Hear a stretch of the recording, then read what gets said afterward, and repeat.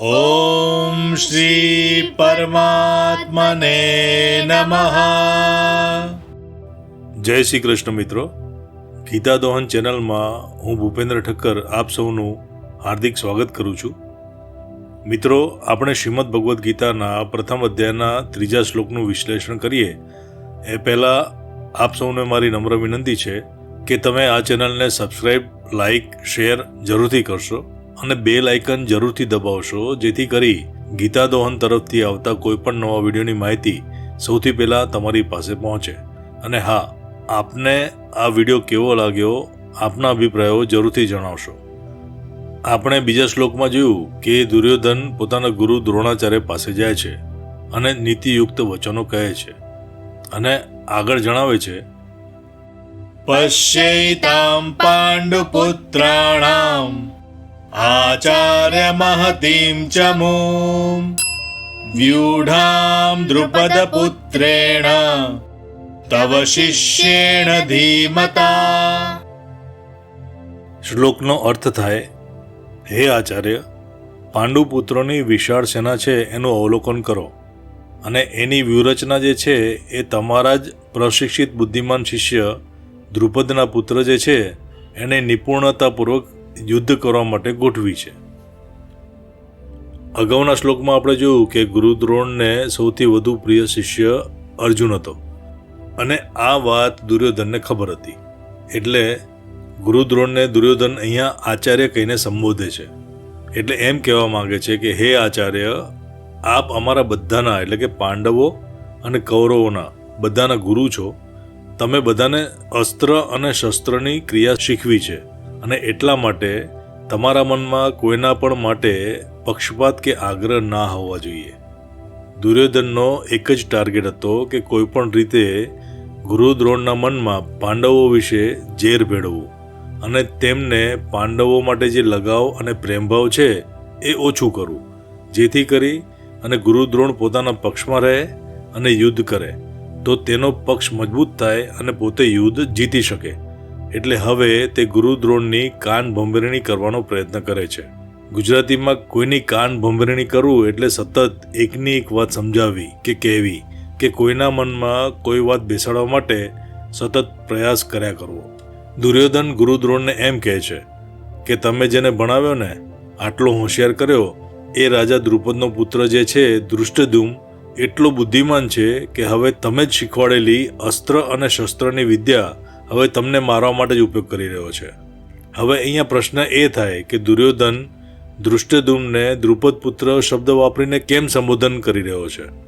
એનું કારણ એ હતું, અર્જુનની પત્ની દ્રૌપદી અને એના પિતા હતા દ્રુપદ. હવે દ્રુપદની સાથે દ્રોણાચાર્યનો રાજકીય બાબતના લીધે એક ઝઘડો થયો હતો અને આ વિવાદ એટલો મોટો થતો ગયો કે જેના લીધે રાજા દ્રુપદે યાજ અને ઉપયાજ નામના 2 વિદ્વાન બ્રાહ્મણોને બોલાવ્યા અને એની પાસે યજ્ઞ કરાવ્યો અને એક એવા પુત્રને પ્રાપ્ત કરવાનું વચન માંગ્યું હતું કે જે ગુરુ દ્રોણાચાર્યનો વધ કરી શકે. અને આ વાત ગુરુ દ્રોણાચાર્ય સારી રીતે જાણતા હતા. હવે બીજી વસ્તુ મનમાં એ આવે કે ગુરુ દ્રોણને બધી વાત ખબર હતી તો પણ ધૃષ્ટદ્યુમ્નને પોતાનો શિષ્ય કેમ બનાવ્યો અને બધી વિદ્યા કેમ શીખવી હશે?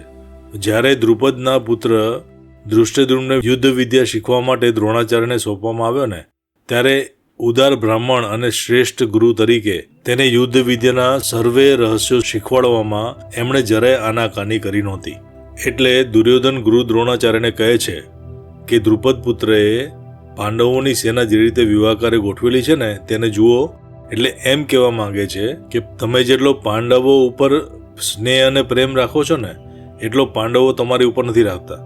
અને જો રાખતા હોત ને તો ધૃષ્ટદ્યુમ્નને તેમની સેનાના મુખ્ય સેનાપતિ ના બનાવ્યો હોત અને જેથી કરીને એ તમારો વધ કરી શકે.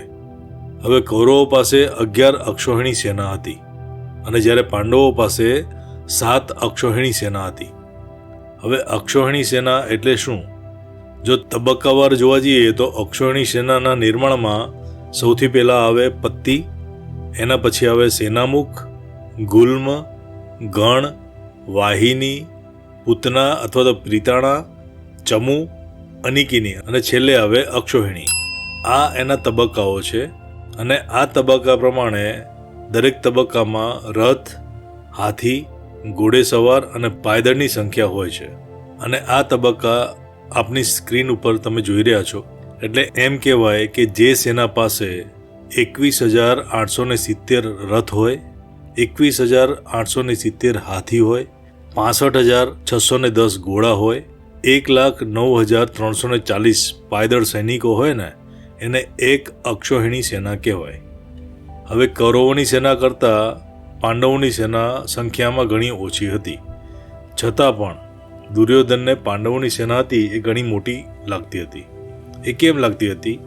તો પહેલું કારણ એ કે પાંડવોની સેના એવી સરસ રીતે વ્યૂહાકારે ગોઠવેલી હતી ને કે પોતાના કરતાં ઓછી હોવા છતાં તેને ઘણી મોટી લાગતી હતી. બીજું કારણ એ કે આપણે આગળ જોયું એ પ્રમાણે કે પાંડવોની સેનામાં બધા યોદ્ધા હતા એક જ મત ધરાવતા હતા. અને આ એકતાના કારણે પાંડવોની સેના બળ અને ઉત્સાહમાં પોતાની સેના કરતાં મોટી દેખાઈ રહી હતી. એટલે દુર્યોધન ગુરુ દ્રોણાચાર્યને ચેતવે છે કે ધૃષ્ટદ્યુમ્ન પાંડવોનો સેનાપતિ છે અને તમારો જ શિષ્ય છે અને દ્રુપદનો પણ પુત્ર છે.